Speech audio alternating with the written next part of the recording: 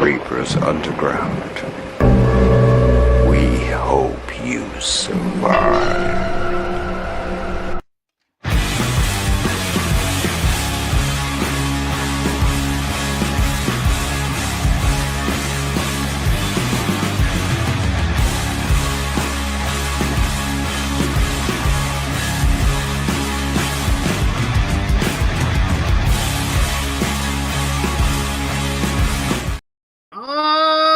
Yes, my demons and addicts of all shapes and sizes. We got yet another double shot, and guaranteed we got that poured for you already of Reapers Underground and a special Divine Madness podcast coming out after this one. But man, I have the honor, the privilege of having a fantastic, amazing young man, up and coming, in the world of film. You might know him from TV shows like The Purge, or maybe, hopefully, I know you all demons have seen this one, Five Nights at fucking Freddy's, even though that's not the actual title. So don't quote me on that. But I got the great Joseph H. Poliquin, and hopefully I said your last name correctly, sir. You said it perfect. You said Yay, it perfect. Look at that. God damn, I'm already ahead of the curve. Yeah, and most hosts will ask that ahead of time, but you were so confident you forgot to ask that before we even started. What's funny about that? I have been saying your name quite a bit. Sorry, I had to plug in my cord there. I've been saying your name like all week long, and no one's corrected me.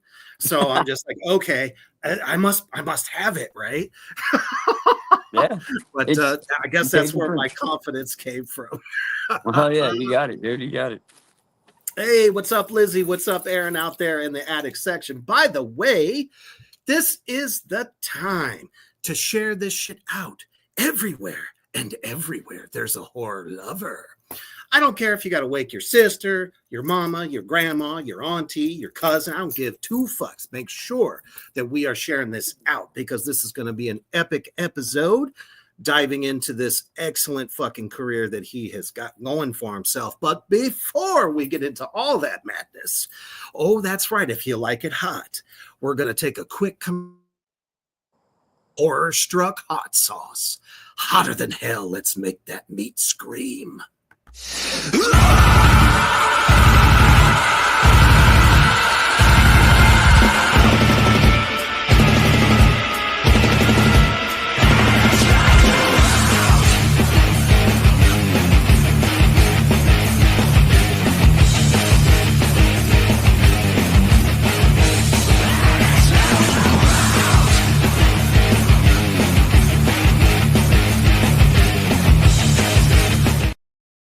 Oh, that's right. If you have that deep burning passion for horror, but at the same time, you want to make sure that your meat is delectable and succulent, well, you want to get over to horrorstruckhotsauce.com. The Yuletide season is right around the corner. Makes a nice gift or two. Oh, Joseph. Oh, you there? Yep. It right, freezes cool. every now and again. Yeah, the internet's against us. It's a war out here. I believe it. Now, you're in New Orleans, right? Close enough, yeah. I'm in Baton Rouge. Around there. Oh, Baton Rouge. Yeah. Damn. But people go, you were from in Baton Louisiana. Rouge? I'm like, no, I'm from Baton Rouge, man. Like, I'm not from Baton Rouge. Oh my goodness. Always got to throw the French, tickler on that.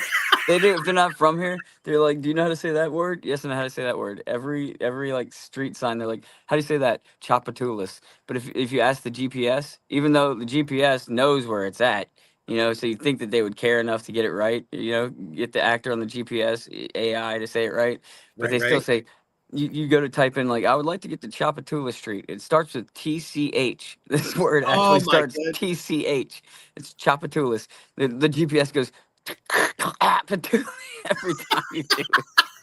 I mean, I've heard the Jeepus, as I like to call it, just butchered names all over the place. Oh my goodness. So that's really cool to hear that I'm not the only one that happens to. Truly, But man, what a blast to have you on the show with us tonight. it's a blast I to be wasn't, here. we almost had you last week, but damn it, we got you this time. I know you're a busy guy, so glad we were able to make this work. Man, I'm busier than I think I am sometimes. So I'm You like, know, I you feel like, that. I truly do. I mean, between your acting, you're also a musician. So, I mean, us as artists, creatives, we're always doing one thing or another. Just because one thing gets done, we don't usually take time off because I think it's our creative drive that mhm. just keeps us moving forward and full of life. Yeah, and Uh, people look at it as like, oh, is something wrong? Why are you working so hard? It's like I just can't help it. Like I love doing it. I love work. If you well, love your work, sure. you want to work hard. Yeah, exactly. I mean, if you're passionate about what you do, why wouldn't you want to continue to do it as much as possible? As long as you nail those auditions or you get handpicked to do some other stuff, it's Yeah, like shit. You're gonna take it as long as you believe in the project. yeah. So, and you've kind of been at it for a minute, as I understand, if I'm looking at this correctly. Yeah, it's been a while now. 13 years. 13 years. And you've done it all, it seems. Anything from television um, to obviously, I mean, shit, American Horror Story. Yeah, that's a funny story though. American Horror Oh, do Story is tell. it's so funny, and I feel like I'm glad that people ask this question a lot because I want to rush through it because I don't want to like take everyone's time too much. But the Oh, more that I get to talk about it, if people piece together all the puzzles from all the podcasts, then they'd see how crazy it really was. But I I can was in, imagine that a set of that. Doesn't matter what the season, what the topic. I'm sure it's yeah. fucking batshit Oh crazy. well, no, it was Freak Show. It was season 4, so it Yup. was the Yup. craziest of the crazy. That like it's my favorite season. Not just being biased because I was there for every damn Honestly, episode. my favorite season as well, because I mean, Thank you. I love Sideshow. I do a lot of conventions with Sideshow folk, Yeah, I and lived it, they're dude. the For best. 7 months straight, I was part of the circus. I was literally before uh before ICP That, literally took me in as a juggalo.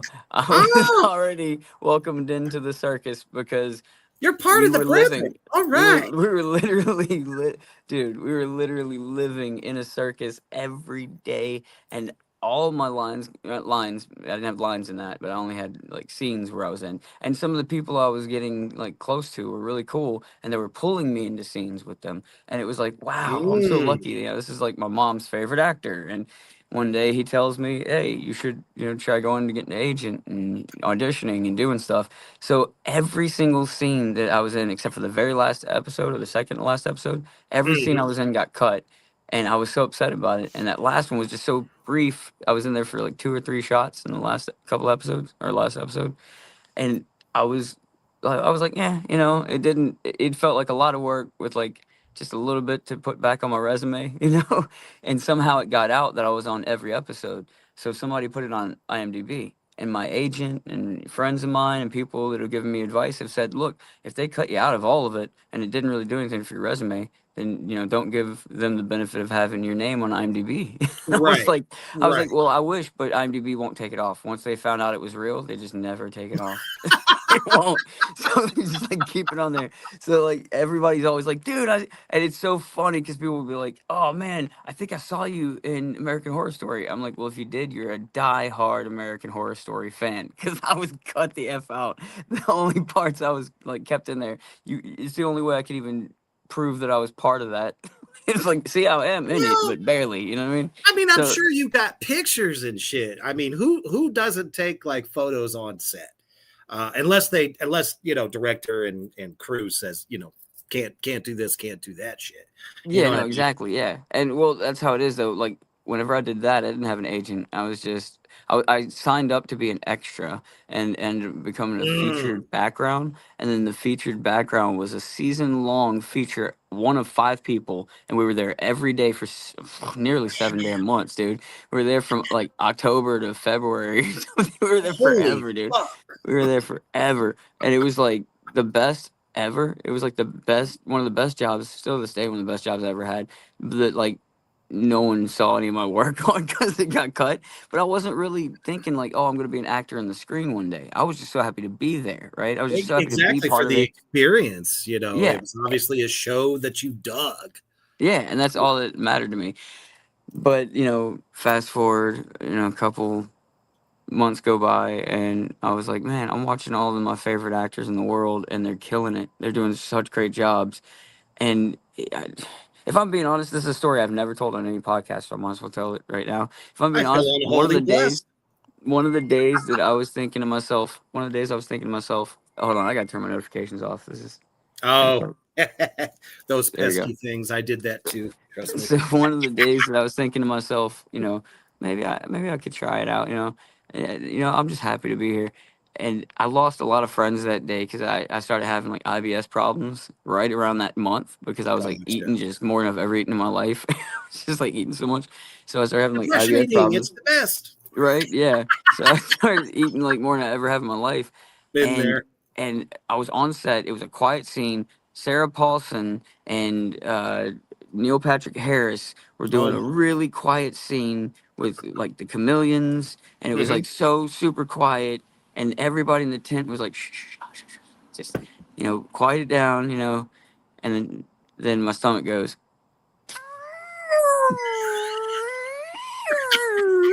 It wasn't even like the smallest, quietest thing ever. It was like the longest it could be, where everyone had time to look at me before it stopped making noise. And I was like, dude, I swear to God, it never left my body. I swear. It's just, it was so loud inside of my stomach that it came through my chest, and you heard Oh it. my Like, God, that's the if they worst. heard it, they heard it through my ears. They heard it reverberating through my skull. It was. I swear, I held that in. I held my breath. I swear to you guys. I swear, no one else. Just pretend it didn't happen. Let's just go back to looking over there again. And they had to do another take. And I was so fucking embarrassed. I was so embarrassed. And I was like, so I thought that was the reason why some of my scenes were cut, because they just thought, here's a dude just let one rip in the middle of Sarah Paulson and Neil Patrick Harris's fucking Ah, dialogue. And I was like, no, I swear to you, it's it not stayed like in my you did it body. on purpose, the No, fucking dude, I assholes. squeezed and I closed my eyes. Was like, I'm not here right now. I'm not here right now. This is not happening. I could hear But it going, yeah, and yeah, even though it's which probably makes only you like more 15 nervous. seconds of like stomach pains that I was holding it in, it was like it wasn't like holding in a burp or a sneeze. Like, dude, it Yeah. still makes a noise. It still makes a noise. Like I could feel it here, like in my like guts. It Oh never yeah, left my yeah. butthole, dude. I swear, it never left The my fucking super back end. clenched. I know what you're talking about. I'm That trying shit's so hard to. awful. I swear, I think literally every actor, including myself, that's always a thing. Never take a shit on set because you just don't want to be known as That that guy that guy. someone walks in right after you and you bombed out the toilet. You don't want that. They're like, that motherfucker over there, keep him away from me, you know. Why is Tom Hanks coughing so much? Why can't he say his lines? Oh, well, Joe took a shit next to him, and next thing you know, Tom Hanks can't breathe for 15 minutes. Somebody get his inhaler. Fuck. Or he can't stop fucking laughing, Right? because it's just like, God damn, somebody ate some chili dogs or something. I got a true story. It's in the same like realm of what we're talking about right now, but I'll save it for another day. I'll save that for another day. It's too much toilet humor for the one podcast. Oh, no worries, man. Like I said, my demons and addicts, they love this shit. I mean, we're all still very much children in our minds and in our hearts, but grown ass adults. Uh, that's Dude. what keeps us young. But I mean, you've had other moments, and that's kind of the part of the story that you have as an actor that I share. I started out as an extra before I was actually getting full on fucking roles. So at what point did you finally see yourself as I've kind of arrived? And I was mean, this something it that you happens over always and over and wanted to over do? again, right? And then you just humble yourself more and more each time it happens. Oh, And straight then you up. start realizing you're like, it's just a job and I need a fucking job. You start looking around for jobs. You're like, dude, if the script's good, I will, if you let me work on it with you, we'll make this motherfucking thing. Yeah. You get to that point, you're like, dude, just give me a job. But then you get on some of these films and people are like, you know, I'm not even gonna talk trash about some of the movies I've done that like I Oh, just had to walk off set of one of them. Like, and it wasn't ooh, even. I mean, it's public. They said stuff, and I was like kind of upset that they said public stuff. But I won't say their name and I won't say what oh it my. was. But like honestly, I hope they see this. I really do because I have no hatred towards them. But you can only push a fucking actor so far. You can only push Oh, him that's so far, very dude. Like true. you can That's only go very true. 3 days without eating. You can only Ooh, go. Yeah, you know what I mean? Like, there's only I'll leave it there without talking I shit. have There's only heard, certain things that you yeah, can I have do, you heard know. some horror stories on certain sets. I'm not going to mention any names Well, either, if but I well know a that few. Well, that's my point, though. Like, I give it the best I can give it, dude, and I give it days. I don't just give it like one day. I don't run away from a set that might be guerrilla filming, dude. We made a movie Oh, called Rude. We made a movie Rude with just my phone. Me and my wife were the only two behind the camera. There was times where I had to walk backwards. We were filming a slow motion shot that took 20 seconds to film, and if we didn't get hmm it right, then we had to do it again and again.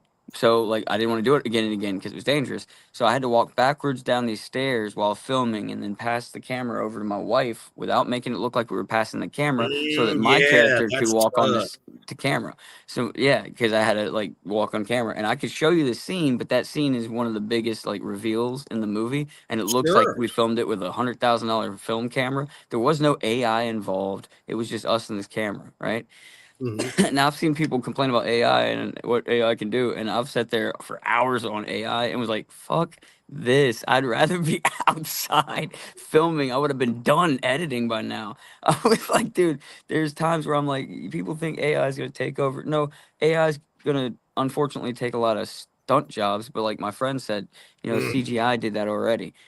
And I Kinda, believe I believe that. Like, but if you're a kinda. stuntman, you're gonna find work some way. And if you're a person like me, you're gonna hire stuntmen and still use the most, futuristic technology to make the stuntman's job look even better.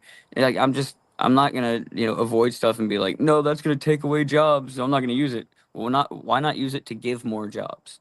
Why not use it to make That's jobs what I was easier? gonna say. If you are showing that you're a filmmaker who is willing to use both and wants to use both because you want to, get some of these talented men and women that can do these stunts. And And not that's lose where the jobs. legitimacy realism comes from. But at the same time, you're just going to enhance it just a tad, but it's not going to look cartoony. No. And I mean, I'm sorry, but I've seen so many of the AI like special effects. It sucks at acting. The actors all talk like this, and so they never get acting right ever.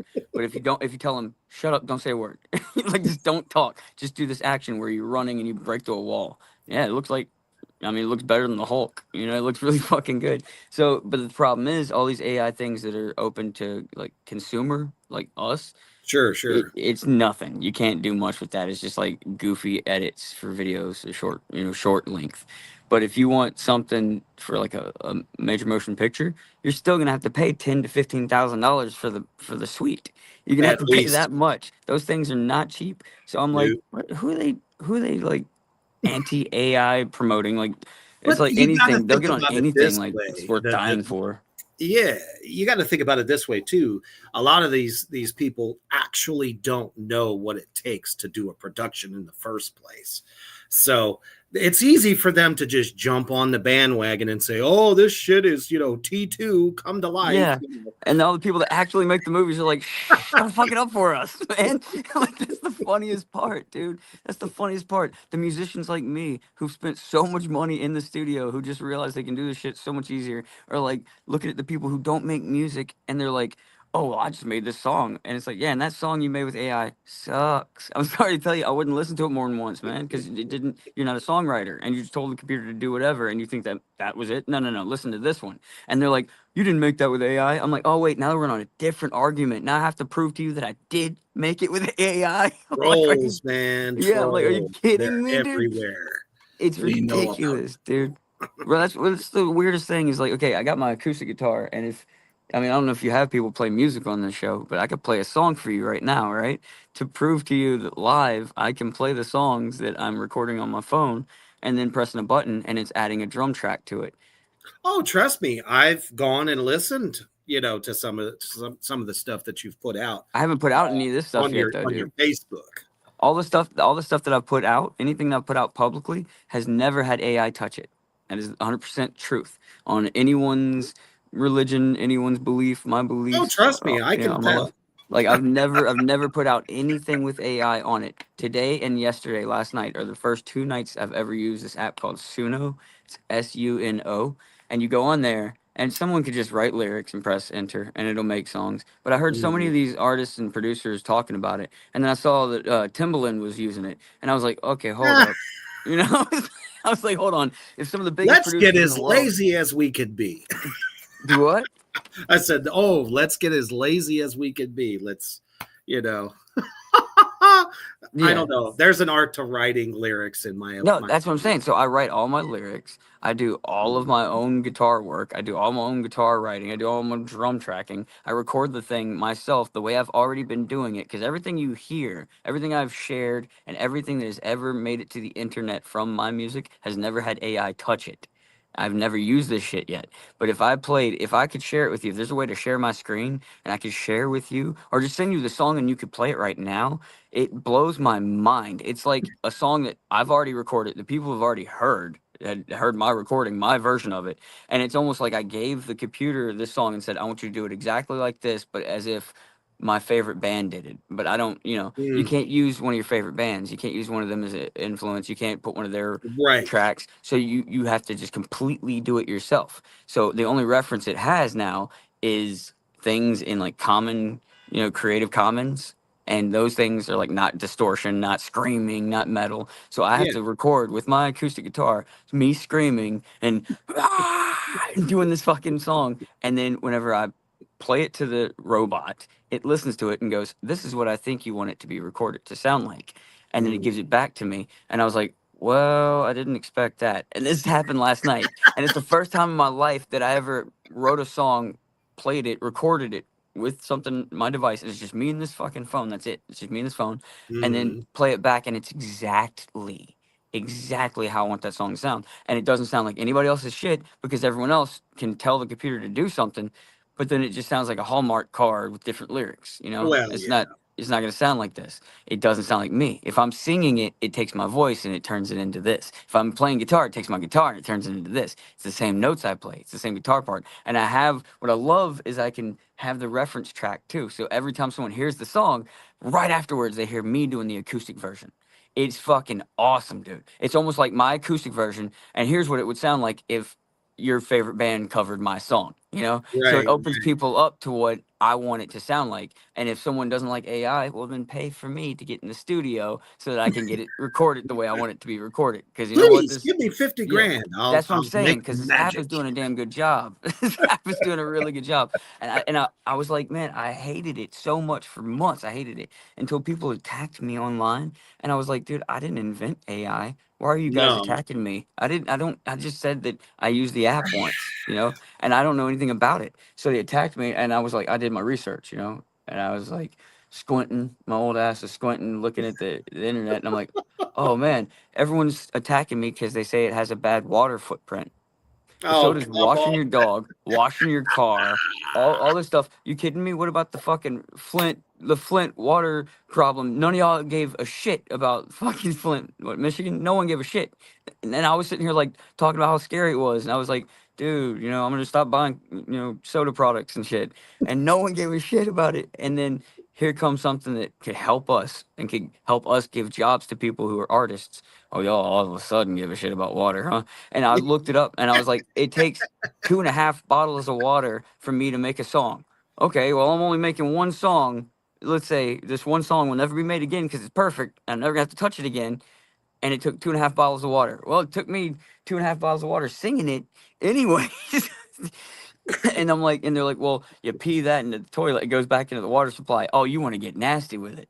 I was like, okay, dude, every time you wash your dog, that doesn't go back into the fucking water supply. Did you know that when they manufacture one laptop, it takes 190,000 gallons, not a couple liters, 190,000 gallons of water for one laptop. What happens to those laptops? They break and go up, and then you start in the dumpster afterwards. No one gives a fuck about laptops, right? If you run that laptop for 1 hour, it takes the same as 50 times 50 prompts of AI. Now I can only make 10 songs a day. And that's not even video prompts I'm talking about. These are just songs, right? So I was like, okay, so miss me on that, carbon footprint. This is not something. I'm not spraying hairspray like in the fucking 70s and 80s. Don't fuck with me, man. These fucking children don't understand what this feels like. Feels like you Here, guys all here, got here. fucking CD Oh my players and you're goodness. telling people that made vinyls were not allowed to make CDs. This is ridiculous to me, dude. So I'm sorry, I went on a rant Absolutely. about it. No, you're good. You're good. And was there any single film that really kind of like lit you up that I don't know, maybe it was early in life that you said, I would love to be an actor? Like, what was that motivation for you? Well, okay, so first I started playing music at a very young Right. age. My stepdad used to beat my That's the way I mom. started too, Yeah, man. my stepdad used to beat my mom. So whenever I was playing Oh, music, it would drown out them two fighting. Because like if I got sure. involved, it got Yep. involved. Yeah, if I I got feel involved, I'm that. a tiny little kid, at that time, and so like I started playing music, and then I saw this movie called Big with Tom Ah, Hanks, yeah. and he was playing piano, you know, and he had Hmm. gotten bigger. He was a small, kid that had gotten bigger and Yeah. It became, able to take care of himself. And he was playing piano in the mall, the foot piano thing. And I was like, dude, it's a way to was the play coolest thing ever. music. Yeah, it was the coolest thing fucking ever, dude. I was like, you could be bigger and not have to worry about people, being, scary to you. At the time, I was scared of that shit. And I was like, then I got a little older and I realized that like this is just me out there, but I believe in some spirituality, this bigger power. No one knows what it is. I don't know about like anyone's fucking religion, to be honest. I really just don't. But I know that there's this bigger power because I was this little being, right? And I kept seeing like movies like Lion King and shit that was always about like empowering these small children to feel like they weren't going to be scared anymore in the world. You know what I mean? Like I Yep. felt like that. I felt so I grew up to be In a somebody very who like doggy dog world. yeah. Yeah.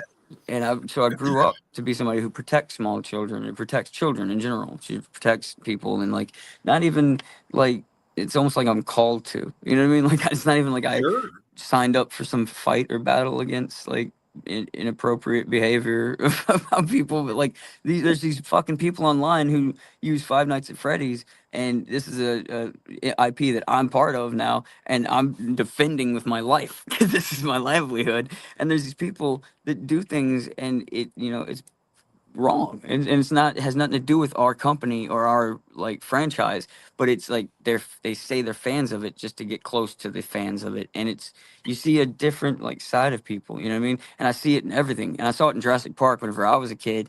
There were people who, so you learn, but then I was like, well, at the same time you have this like group of people who are actual fans of something, and they Yeah. want the best for that IP, they want the best for it, they do everything they can to make it like the most, you know precious and like sacred thing to their heart. They want to protect it. And so when you see them expel this evil, they just expel the bad, they expel the negative, they expel all this. And it's almost like a religion in its own. And you're like, dude, Kind of, you're like, and they yeah, call it, fanaticism. yeah, yeah, And fanatics. but And I'm just then like, you get all these people that weren't there from the ground up, and then it's like, oh, this is such a big thing now.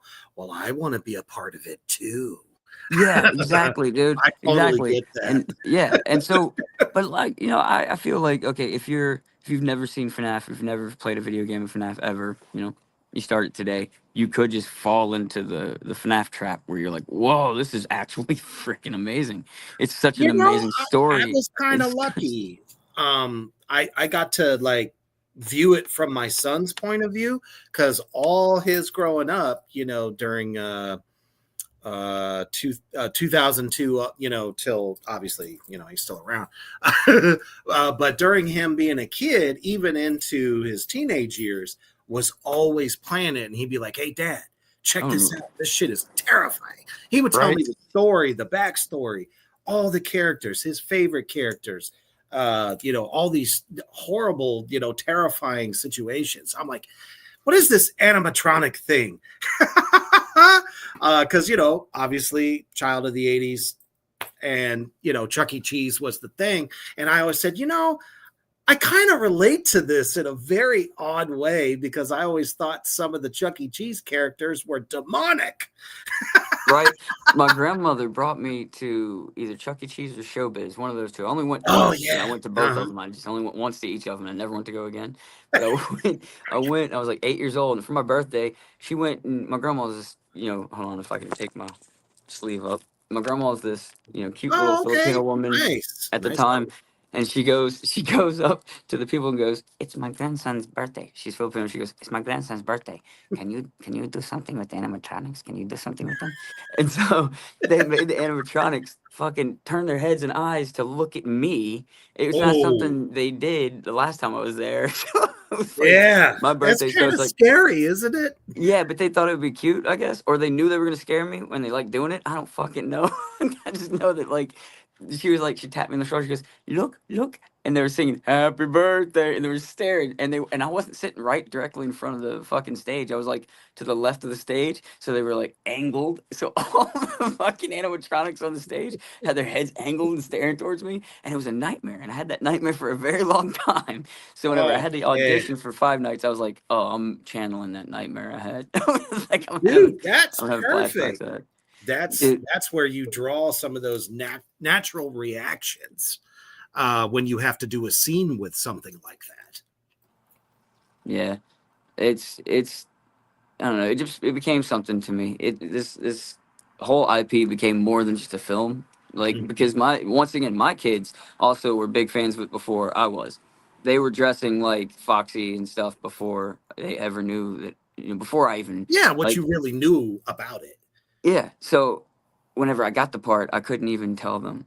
I couldn't even tell them that I got the Oh, part. really? It was the hardest thing. Damn, People, they really well, pe- you know what? I could see that. We're talking about something like fans in the underground knew about it. They knew that it was being made, but they well, I didn't didn't want to. know. Things happen, and like I said, I got cut out of Sure. American Horror Story at the beginning of all this. So like, I was like, okay, in case I get completely cut out of this thing, I don't want to get their hopes up. That's Well, doing yeah, the I jokes, wouldn't say that either. Be like, hey, I'm working on this, but why aren't you in the movie, Dad?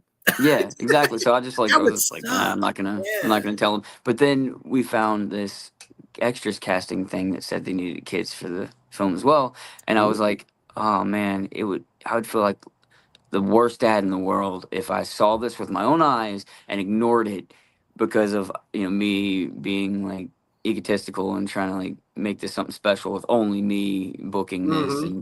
and I was like they deserve to have their dream come true too and I was like no I'm doing this so I submitted them and then I was like I really want them to get it so I got their mom to submit them as well and we didn't want to double submit them so she submitted one of our sons I submitted the other one and they both got the part and then when I came to set with my sons, they were like, "Those are your sons. They got the part. What are the odds?" They're like, "What?" Out of thousands of people, it wasn't like How people were like, amazing is that? "Yeah." People were like, "Oh, it's nepotism. Oh, you set it up." Oh, da, da, da, da. I was like, Oh, "No." The people I knew on set, there was a lot of people that worked on it, and the casting director was really nice to me for years beforehand. But I never mhm. booked anything with her. It wasn't like nepotism. I didn't book anything with her before that. No, it's So not like you used connections in order to exactly, get them those parts. But what a and I relate to that 1,000% because my son had always come on tour with me a lot when I would be promoting an album, and he's always like the biggest fan out there, helping with equipment and shit like that. And when there was a chance when he was 18, in a band that I had gotten into that just got a contract, and our guitarist like fell out, and I said, because my son had been learning guitar all through his teenage years. I mean, just in it, right? And I'm like, well, you know what, son? You've been to some of the rehearsals.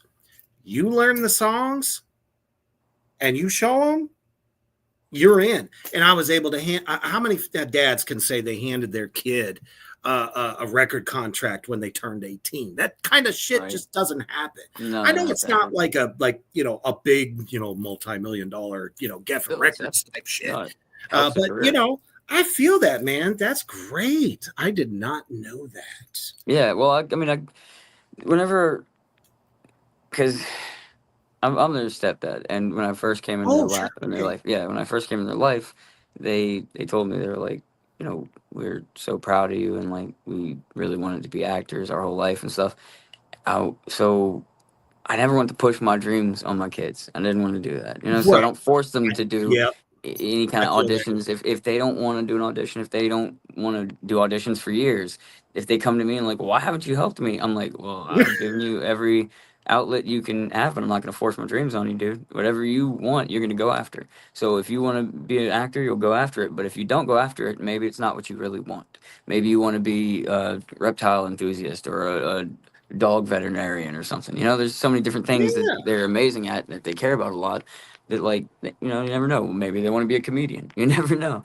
So I don't force my dreams on them, but they love FNAF. It was one of their like biggest things, and I knew I was like I have to get them on this because not only is it for them just to have a dream come true and feel like they went to Disney World and get to see all their favorite characters come to life. You know, not only it was like that, it was their face was like the whole damn weekend, and like it was just everything to them, dude. Like they loved That's it, fucking and adorable. yeah, it was everything. But then like they right now they're still children. They you know they're teenagers, technically teenagers, but to me they're still children, and they don't understand that like when they're my age or even when they're in their 20s, they're gonna be like, "Damn, we had a great start." We had such a great start. It's I not mean, just like a yeah. dream come true thing. It's like a this is for their career as well. Like If and then Keegan, my it's up to son, them, if where it you goes from there. we're kind of nervous being that family in the spotlight. It's weird when we're at the mall and people just start like piling in to get autographs from us in the middle of the mall. It's really scary. That's why we do the conventions to hopefully like you know it helps support our family because we already get like pummeled with questions. So like we do that, but like we're kind of nervous being that family in the spotlight. It makes us nervous because like I didn't realize, but he told me one day he's like, "Hey, my friends just searched Joseph Poliquin's son, and I'm the first thing that pops up, and it's me with the freaking cupcake from FNAF."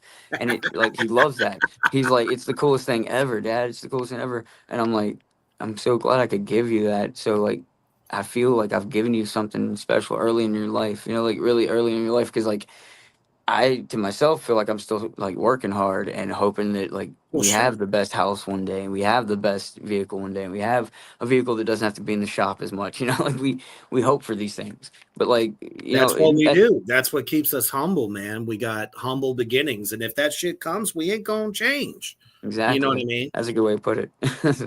Yeah. Fuck yeah. Um,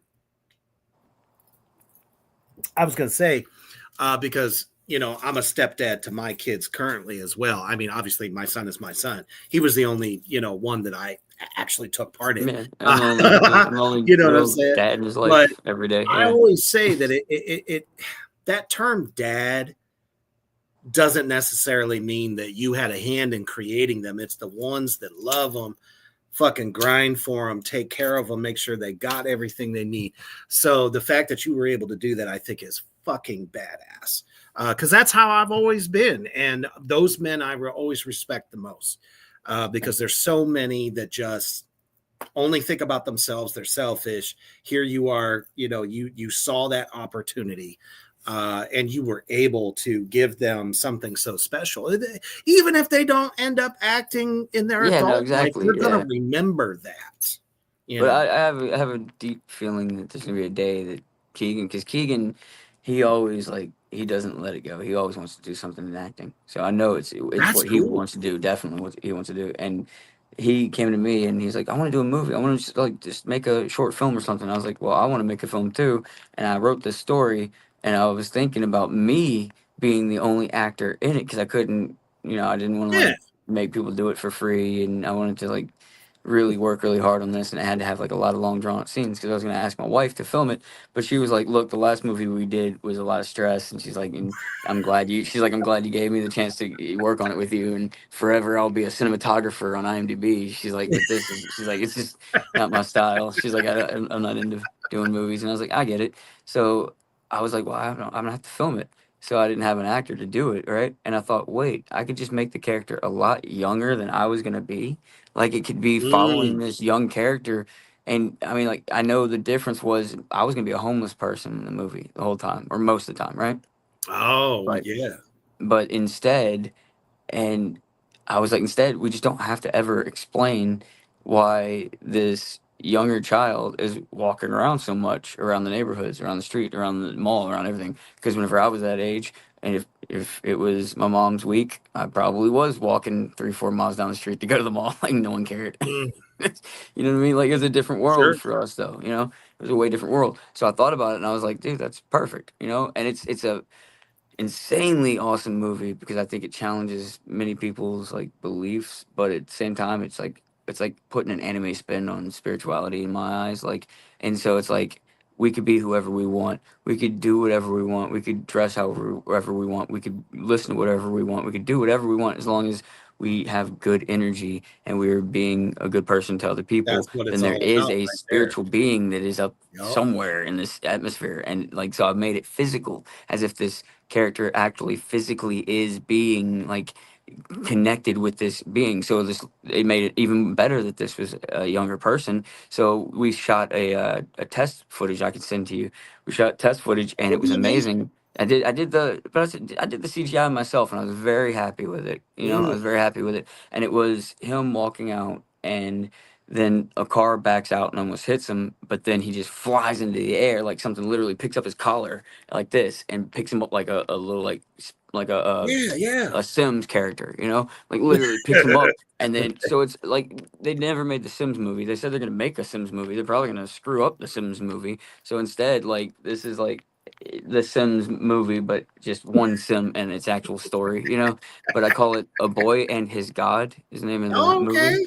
Yeah, and it's dude, it's epic because we have so many amazing scenes where like you can it's a weird sandbox to play in. It really It is is. because Yeah. we only need one actor and it's my son, so I could make jokes and be like, okay, go run over here and you know make fart noises or something like that, and then run off laughing this way.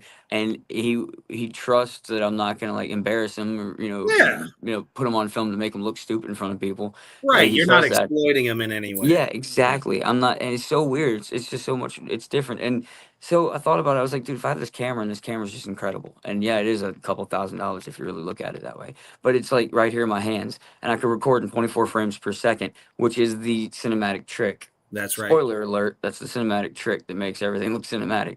And like Mhm. this, I hate to say it. If you have 24 frames per second on your frame rate, and you are actually giving a shit about your lighting, it doesn't have to be 3 point lighting. My dear friend Michael Goy says that in order to light a scene, the first thing he does is come on a set and turn lights off. So it doesn't have to be four, The three, power of two. natural light is a Yeah, wonderful thing. It you just have truly to care is. about the lighting. That's it. Yeah. Like like 3 point might not be great for a scene, and you just turn the light off, and you're like, oh, well, we still cared about the lighting. It didn't have to be by the book on every shot because the camera's not trained to do everything. We haven't done everything with it. We haven't filmed Mhm. every single shot and sequence. So like. Yeah, people are making stuff with AI, and yeah, it looks kind of decent, but it all looks the same. It looks like one editor or one Well, you got to animator. remember You know? this too, though, that people were bitching about people doing movies with iPhone. And we see some pretty cool independent films that are done on beer budget, no budget, and people still dig them because, Because some it's of the them, writing. It's the yeah, writing. it's that I mean, let's the be real, writing dude. and the Like, story, I've, the art of storytelling. Yeah. exactly. Because let's be real, and I'm not gonna say the name of any company that might be really big into superheroes that I may or may not want to work with in the future. So I'm not trying to, damn myself Don't in any fuck it way. up. But, like, I will say yes, I have auditioned for Marvel many times. Mhm. I have not just once. I've auditioned for Marvel many freaking times, That's and amazing. I really want a part with one of those companies. But not every company has made 100% hits across the board, and they're all Of professionals course. and they're all realists, so they're going to tell you the same. Like they didn't make hits all the way across the board. So Yeah, I if you also could think they spend, oversaturated their catalog, though. well, not just let's say I'm putting all comic companies in the in up to bat. Mhm, I'm not mhm. putting them in a box. I'm just putting them up to bat. Like every company in the world has invested many millions Oh, and yeah. it not worked out. Sure. Many millions and it There's not been a lot of not horror worked out. films that have gone through that as well and failed. So yeah.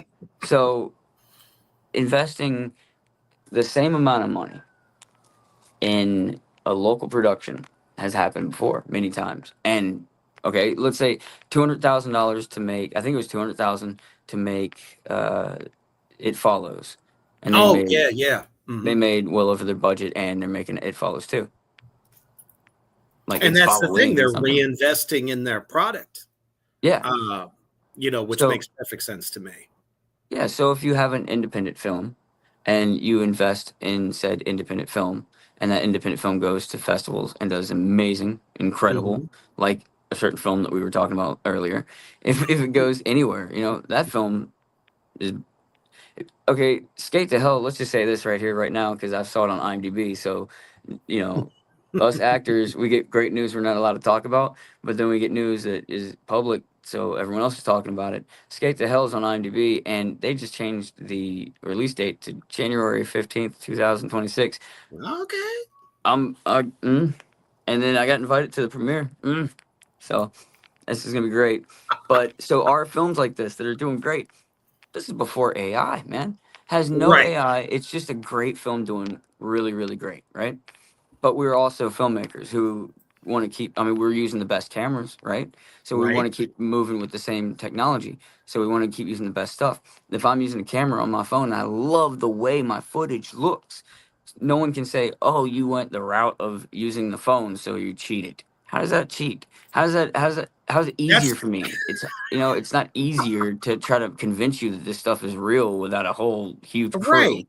But people on YouTube were already doing it and making millions of dollars with shitty looking footage. There was like soap operas on YouTube I've never even heard of that had 20 million views. And I was like, that's a whole universe that I've never even known about because there's billions of people, and no matter how big of a fan you are of something, you're only one of millions. So there's a whole nother universe of fans that are fans of dressing up like aliens and going out I into the agree, woods Aaron. and Blair having Witch. a rave. You know what I mean? Yeah, Blair Witch. It's exactly okay. Found footage. Everyone said that's a perfect example. Everyone was saying that the found footage thing was like, oh yeah, it's not real cinema. It's not real cinema, right? Yeah, look what they But did. They duped an entire country into believing it was real.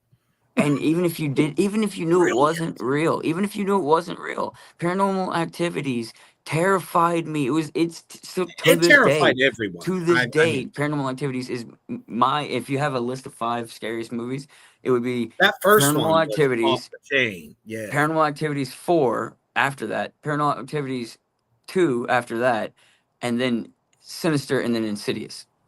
That Yeah, would be those were really, really well done.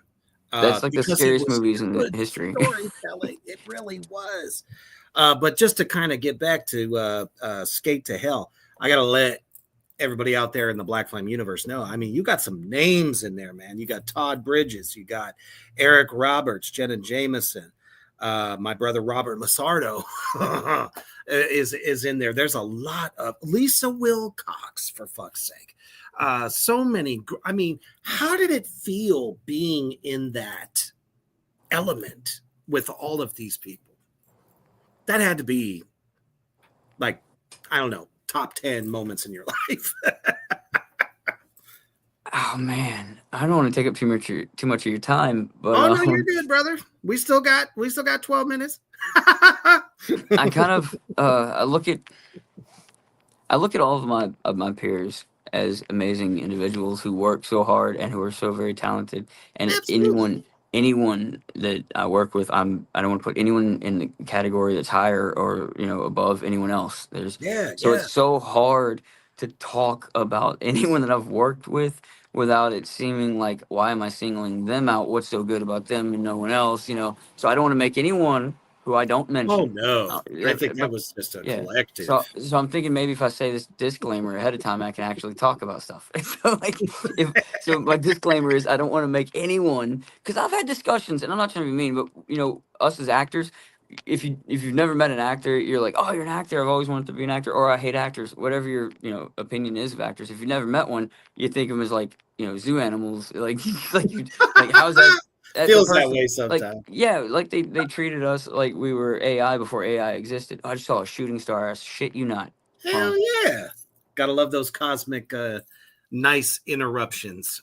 Right, it was bright too. It was right there. That's epic. Fuck But yeah. so I've went to conventions, and not to drop names, but I've went to conventions with super super famous people that I really admired, really really really really admired. But Same. they looked at me and they thought I was a young actor, which I feel like that's the most awesome thing. Genuinely awesome. I appreciate it. But when me and my wife were at the store, and everyone's always saying, "Is that your son?" She hates it, and, and I hate it, and I hate it, especially whenever I got like creaking bones and like like we Oh talked about the shit. American Horror Story thing. That was my stomach like 10 years ago. That was my stomach 11 years ago, dude.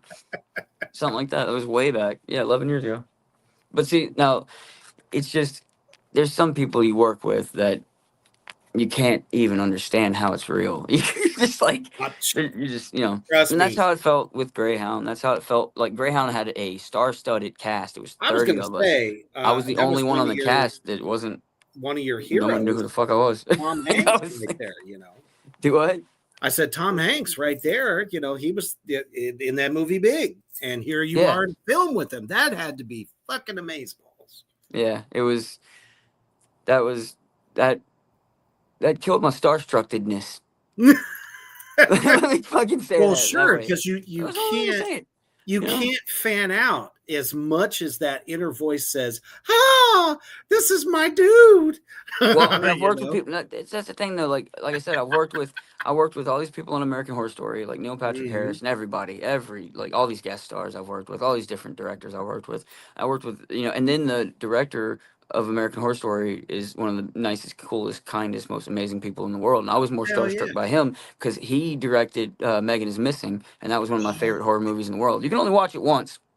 You can only watch it once. You'll never want to watch Yeah. it again. But you want your friends to watch it to see if they're more fucked See up if than they you get the are. same reaction. Yeah, so you Yeah. want you're like if you like this movie, we can't be friends. Like if you like this movie like cinematography wise and story wise and it's amazing and scary, yes, you're a human being and you really appreciate Michael Goy's incredible work, what he does with Yeah. film, right? But if you like it like let's watch it again, get the fuck out of my house. Right. You're like no. Michael Goy went on to you watch anything scary you've ever seen in your life that Michael Goy did and you're like that he softened his horror for the world because Mm. Megan is Missing is one of the scariest things I've ever seen in my life. It's like the scariest movie, and it And made me. sometimes real life is way more scary than Yeah, it any is. ghost story you could tell. You know what Yeah, I'm Megan saying? is Missing. Have you seen it? I swear I have, but I think it's been Oh some no, time. you haven't. I promise. Because if you have, you will never have to ever wonder if you've ever seen it. I tell you, I may it's have oh put the my god. memory out of my mind. You know what I'm You, saying? I may have just well, pretended like it never happened, but I know it happened. okay, yeah, there you go. There you go. Okay, yeah. That's the thing. Yeah, but like it's one of those things if you see the cover of the movie, if you see it on digital, you'll know if you've seen it once and you'll be like you'll stop, you'll look at it, you'll be like that's a damn good film. You want to watch it? No, no, no, no, no, no. You can go Oh, watch it on your own. You can go watch it on your own. Like you need to watch it once. Everyone needs to watch it once. It'll make you a better parent. It'll make you a better person. It'll make you a better civilian. It'll make you a better human being. You'll be wiser. You'll be better for watching it, but I you'll feel never want that. to watch it again. You'll No, never. It's so scary. It is. It's sometimes, probably. Oh yeah, my. sometimes, films like that can show you everything you don't want to be. And if you feel like you related to some of that, it should like instantly make you do a 360. Well, I don't want to spoil it. I don't want to No. spoil it for anybody, but the movie is about two girls who are just trying to get known online and chatting with everybody on a Omegle, and they end up talking to this guy that says he's the same age as them, and he's not. And then one of Yep. them comes up missing, and the other girl goes looking for Megan for the whole movie.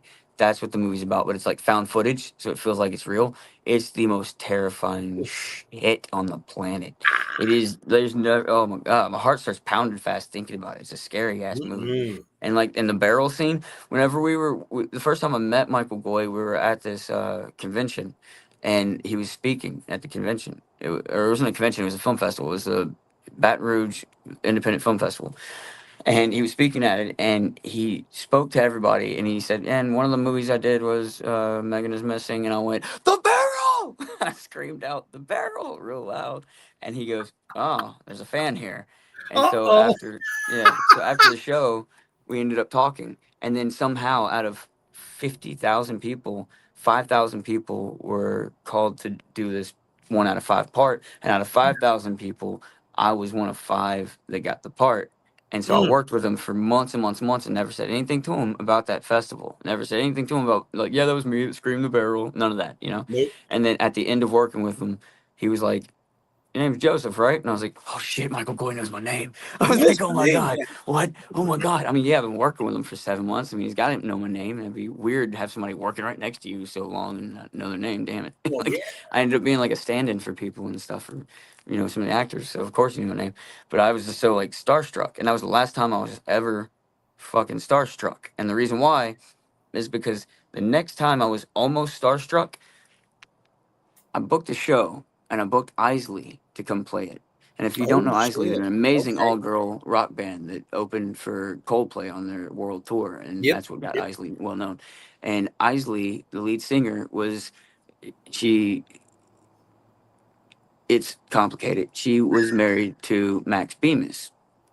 You guys, you all know, Max Bemis was there, and he's one of my favorite singers and musicians ever, and he was playing a show with me, and no one told me this until like the day before they showed up. So like I didn't have time to prepare and be like, dude, we got to play our best songs in front of Max Bemis. No, I was like, well, we're gonna play this light shoegaze shit that we just wrote because we got new band members, and it's okay. We're playing with Isley, they're great, they'll love it, you know, their fans will love it. And I'm like, oh fuck, here's Max Bemis gonna be on stage with me, he's gonna bring his fans. Then I hear the venue sold out because they got wind that Max Bemis was Oh playing yeah, there, yeah. so it sold the fuck out. But the people that got wind that Max Bemis were there were just crowding outside the venue just to listen and stuff.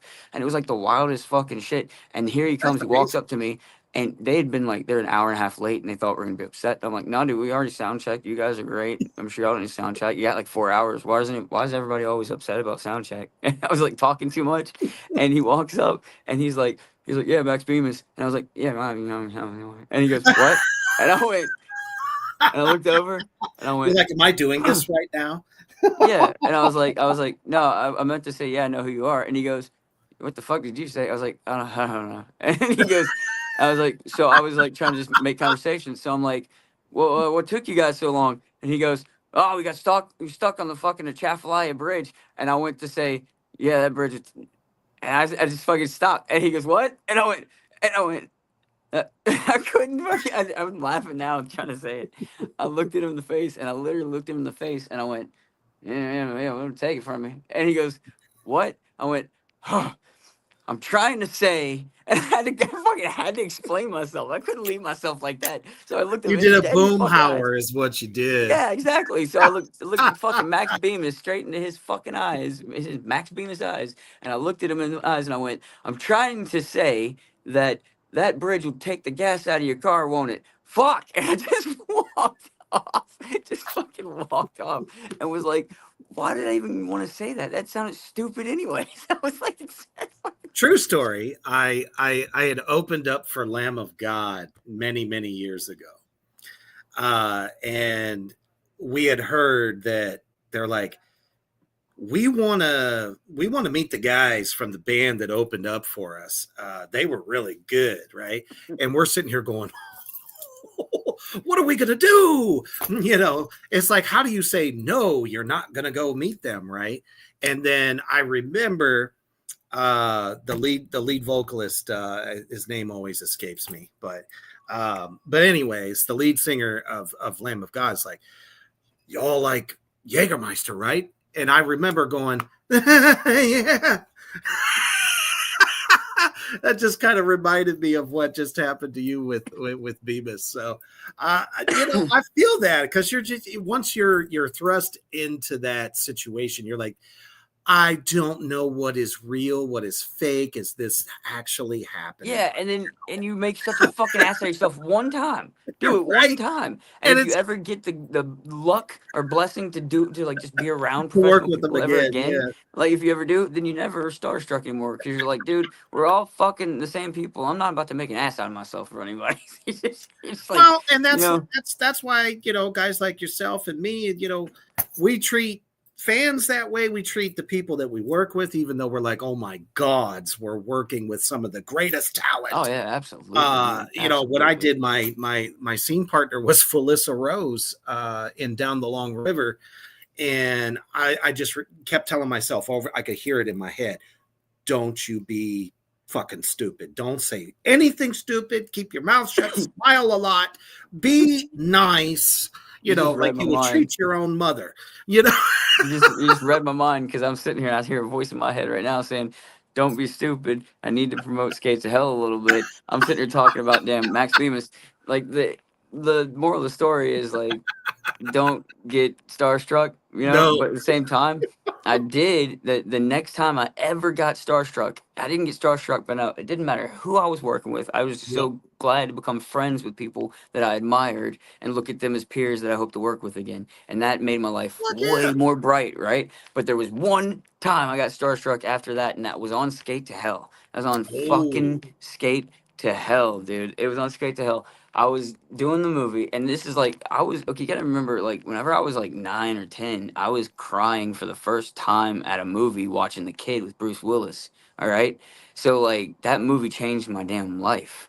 It just yeah. changed my life forever, you know. And not to mention Cat in the Hat, not to mention fucking the Storm of the Century. Everything that Spencer Breslin has fucking done is just legendary. You know, Yep. the Happening, all of it. It's been legendary. So to talk to this guy in the past once was like an accident, and I had no idea that I ever even like had a talking to him once. Like we talked to each other like in passing. No Yeah. clue, right? I forgot about it. Like, and I felt bad because I was such a big fan of his work, and I was hoping to work with him, and we missed connections, and it didn't happen. But I, like you said, it's one of those things where I thought, did it happen? Did it not happen? If only we could lock down all of these pieces to this puzzle, these people would, you know, like we were waiting on some really big things to happen, and it didn't at the time. So I took it upon myself to start doing these things by myself, working my ass off on my own, and it led one thing led to another, led to another, led to another, led to another. One day, someone starts tagging me. There's like 4 or 5 people tagging me in this post. And they were like, dude, they're doing a movie, and the movie's about someone who's skateboarding and fighting demons. That sounds right up your fucking alley. I was like, Yeah. yeah, count me in. So I found the You fucking fucking fight director. on I that. didn't even zoom in on the poster, right?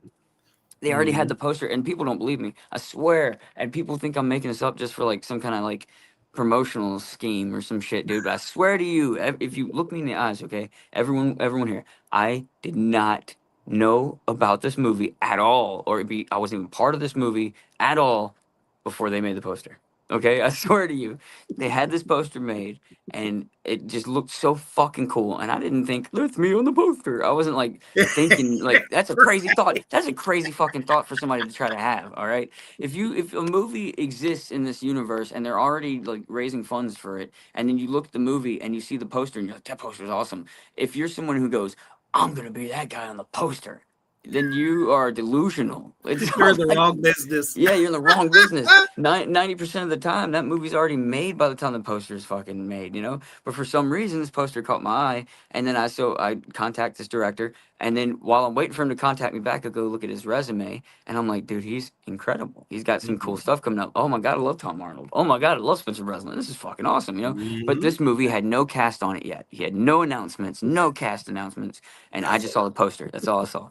So I hit him up and I was like, "Hey, my name's Joseph Poliquin. You know, I'm pitching my career. Yes, I have an agent, and she does an amazing fucking job. But some of these things go under her radar. They might That's be a little right. bit, lower budget, or she might be only going for major motion pictures.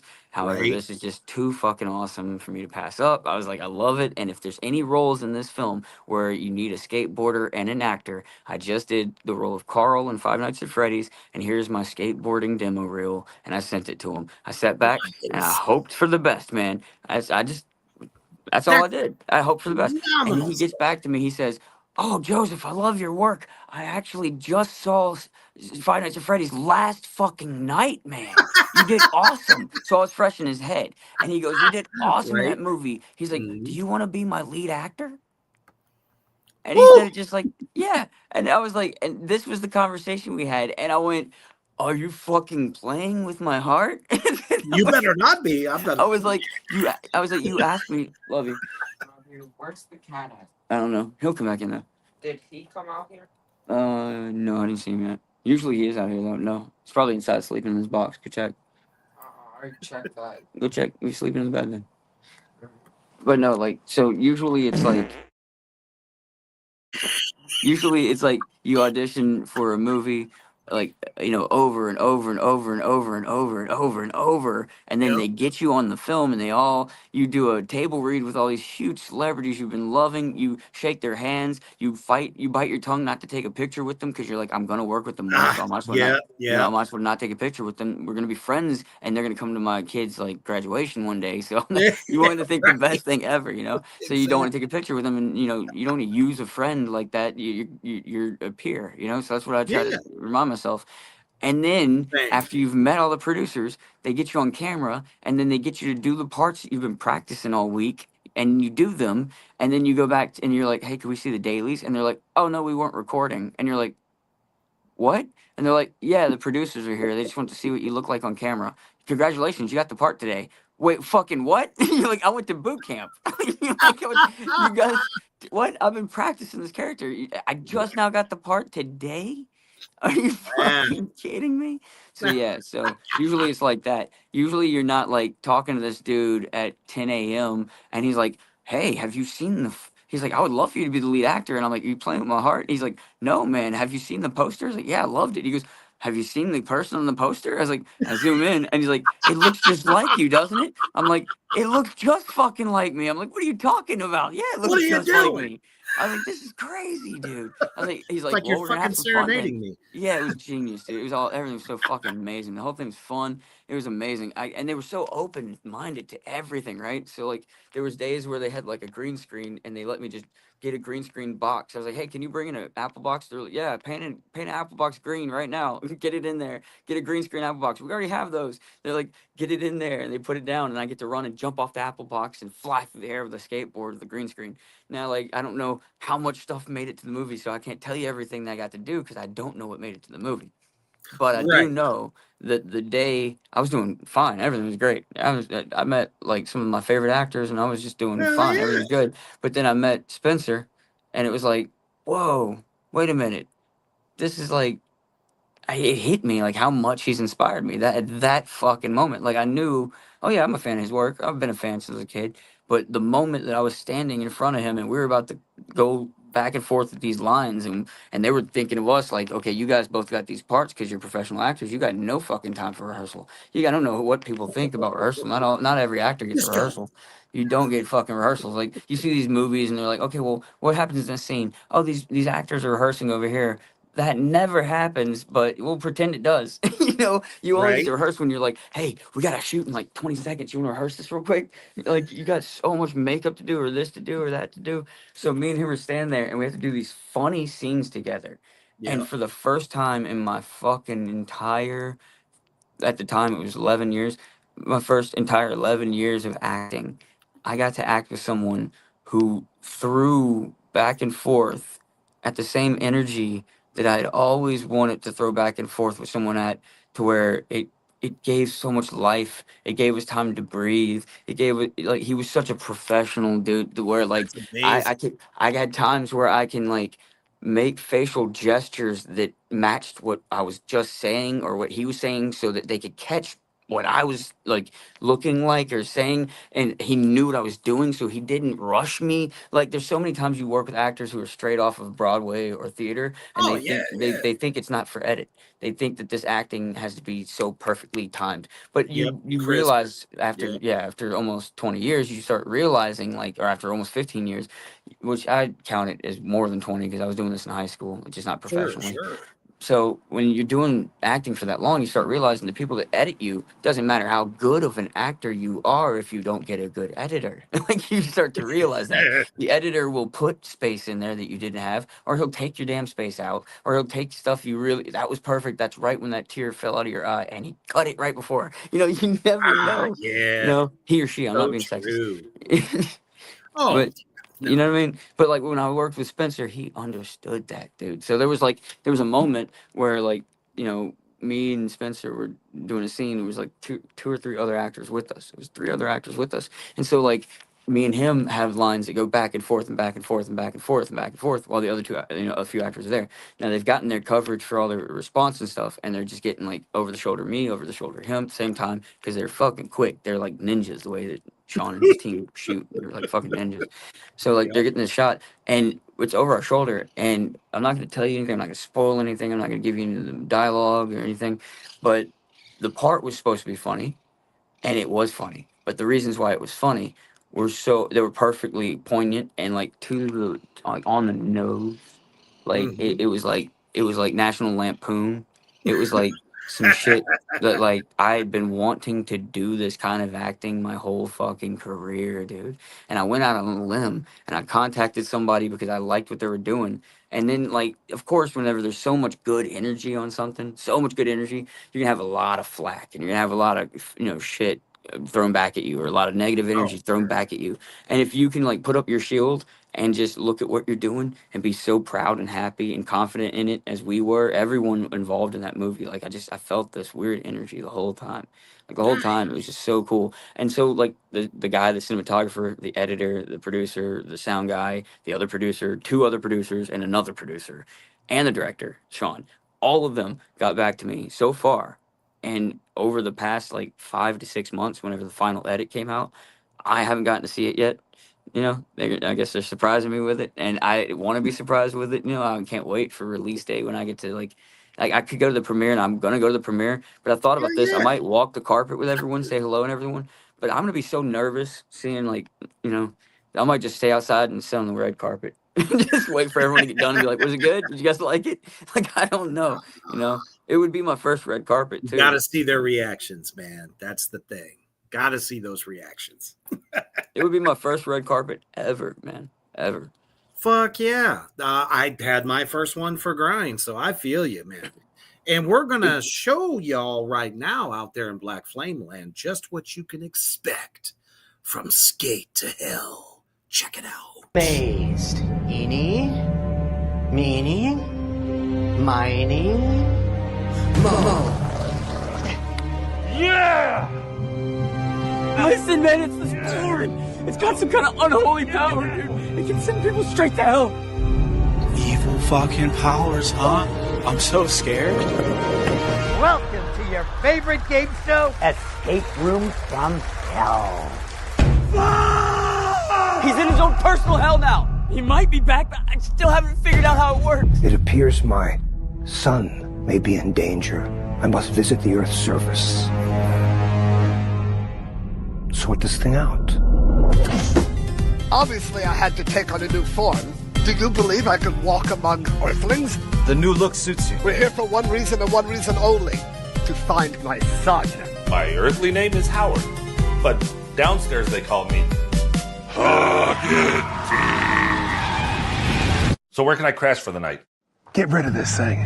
Whoever owned this before burns churches and worships Satan. I want to be good, but it's so fun to be bad.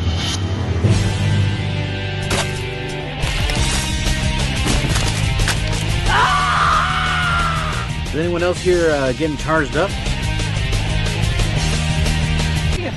Holy shit! You look like hell. Thanks for noticing. Lower class citizen. We need a light wing. It looks like shit. Give me a dollar, give me a dollar. Really, John? You got me into this, didn't you? Maybe you can get me out then.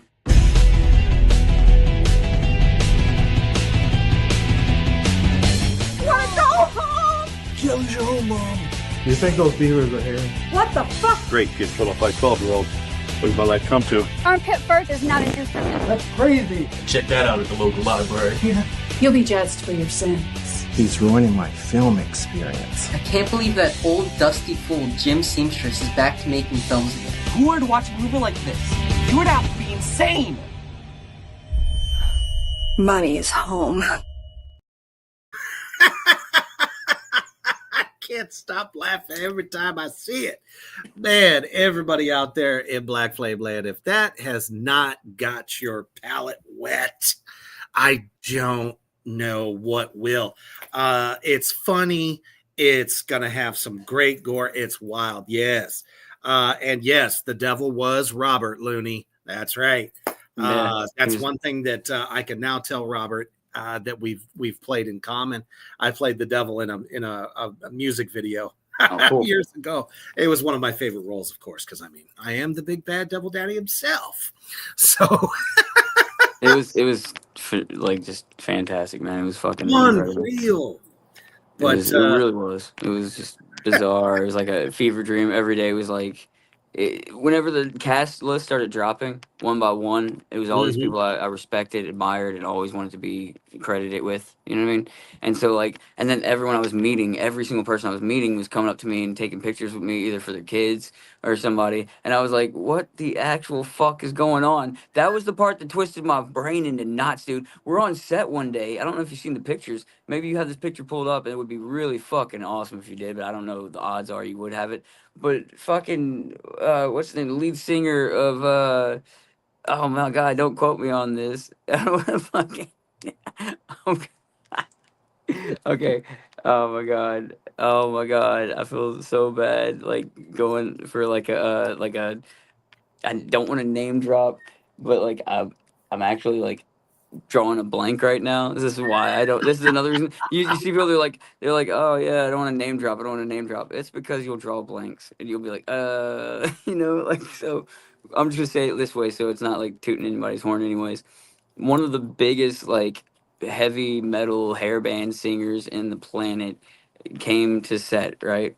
Nice. And he knows who he is, you know what I mean? So like, and they really, really wanted him to be part of the movie when he walked on set.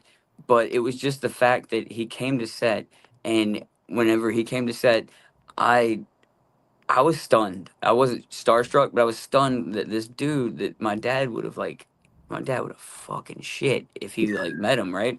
My dad would have been like, no fucking way, you're on the film that my son's acting in, you're Yeah. like on the fucking set. What? But that was already crazy enough, right? And it was just a coincidence that he was there. But when his daughter is with him and his daughter finds out that I'm in Five Nights at Freddy's, they want to come take a picture with me. And I was Yeah. like, what the actual ever living shit is happening right now? And then like one of my good dear friends now, who is out in public, I can say this, he plays Withered Chica. He also in Five Nights at Freddy's 2, he also plays the Bigfoot in all the Jack Link's stuff, right? He is in this film with me, and he asked me, he also plays like iconic horror film monsters already. And Yeah. he asked me to do a video with him for his daughter or his son. And I was like, and I don't want to be rude. I do the videos a lot, so I forget who I'm doing them for. But like he asked me to do that, and I don't know if he knows it, but like I went around the corner and teared up because I was like, dude, like these are people I admire. That just it blows my mind that they give a crap about anything I ever did. Just like at all. And it's like that's that whole thing that kind of validates you. Well, if Because anything, I think they it just also keeps you humble too, yeah, and you know what? At the end of the day, I was like, well, I told Sean, I was like, Sean, after he did that video, the same night I went to Sean. It was the last night we were on set. I went to Sean. I was like, he just asked me to do a video for him for his kids, and he's like, isn't that crazy? He's like, you got to be proud of yourself. I was like, I'm just fucking blown away. I was like, but you know what I think? I think it's gonna be a damn good movie. He goes, why? I was That's like, right. because most of the people I've met here, Eric Roberts included, jumped up and gave me a hug when they met me, and were like, I'm so excited to make this movie with you. And I've never seen in my life a movie where everyone I talked to was excited to make the movie. So I feel like you guys, y'all put a lot on my shoulders. So if the director likes it and everyone else likes it, all I can say is whatever FaceTime they gave me or whenever I was on the camera, I acted an ass.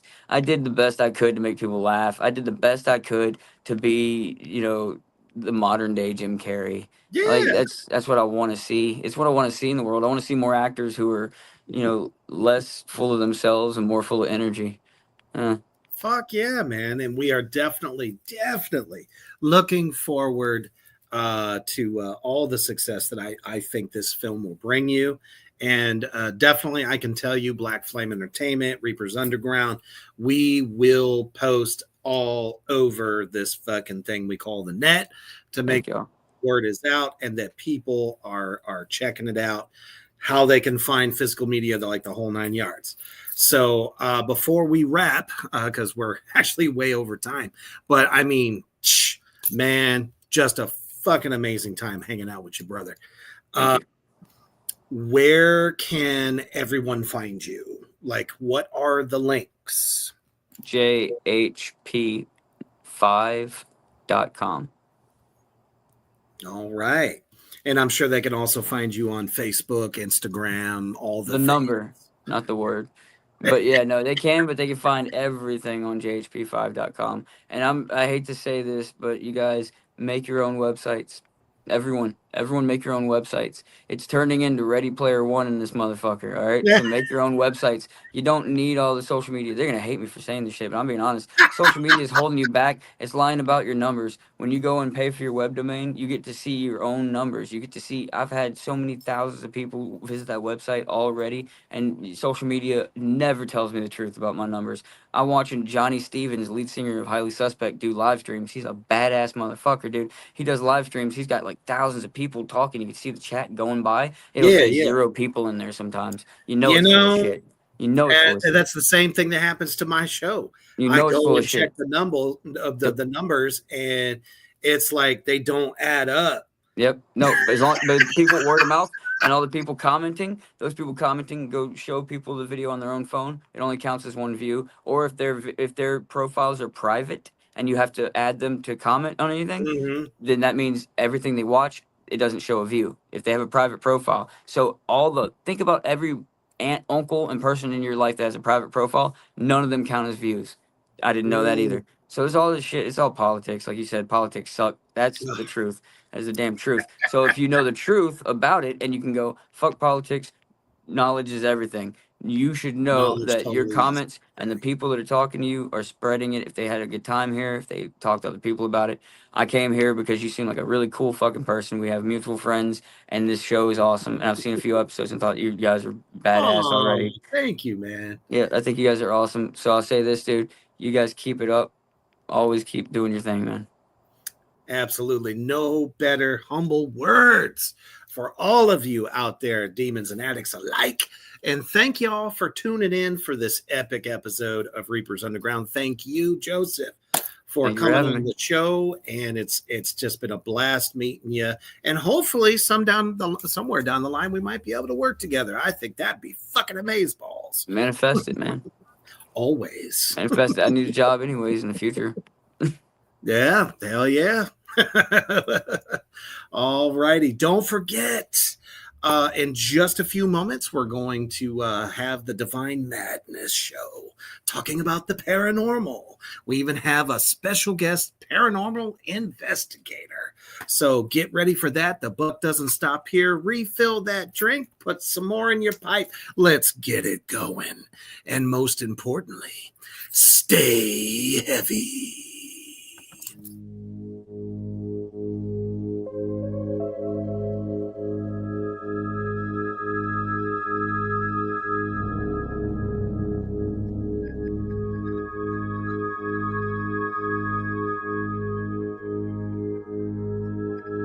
Thank you for joining us on Reapers Underground. Stay tuned for more from Black